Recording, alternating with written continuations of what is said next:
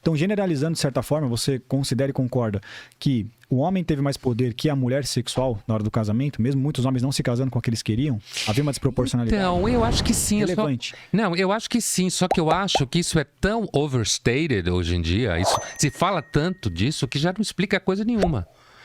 É fato que é, né? Se você pensar numa sociedade, se você imaginar numa sociedade em que a força física era determinante, né? Você tem basicamente, segundo a psicologia evolucionista, 3 estratégias de reprodução sexual, que significa relação sexual entre homem e mulher.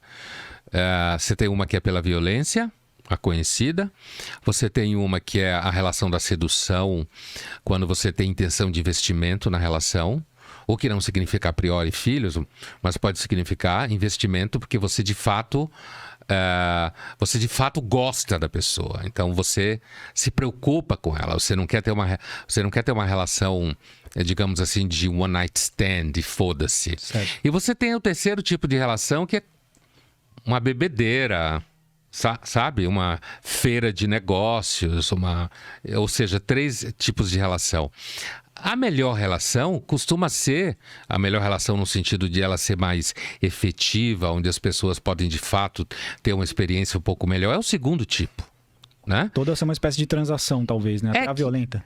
Que não é violenta e não é uma relação em que não há investimento nenhum, a não ser a gozada dos dois, ou pelo menos de um ou tal. Então, assim, é claro que na primeira relação há a presença massiva da força masculina. Os homens sempre tiveram mais poder do que as mulheres, porque os homens são mais fortes fisicamente. Certo? Mais competentes para o trabalho que era necessário na época. Então isso existe. O que eu acho que o problema do argumento é que às vezes a gente acaba achando que esse argumento explica muita coisa. E como ele é muito afirmado o tempo inteiro, né? Há muitos anos esse tipo de argumento é trazido à tona. Por exemplo, ele hoje, quando você fala, por exemplo, de um debate, de uma conversa com gente de 18, 19, 17 anos, eles vomitam esse tipo de argumento como se isso ajudasse de alguma forma a fazer com que eles conseguissem se relacionar melhor com as pessoas que estão à sua volta, e não ajuda nada. Porque eles inventam ideias como, frases do tipo assim, eu acho que a relação precisa ter mais diálogo, mais respeito. Todo mundo acha isso. Mas o convívio entre 2 pessoas é infinitamente mais complicado do que isso. O que não significa que você não deve respeitar a pessoa. Só que no ato sexual, grande parte do tesão tá na brincadeira do não respeito da pessoa. Então, quando se fala, uma relação é construída em diálogo e respeito, fica parecendo às vezes que você tá como se você estivesse fazendo uma pregação política, entendeu? Sexo politicamente correto.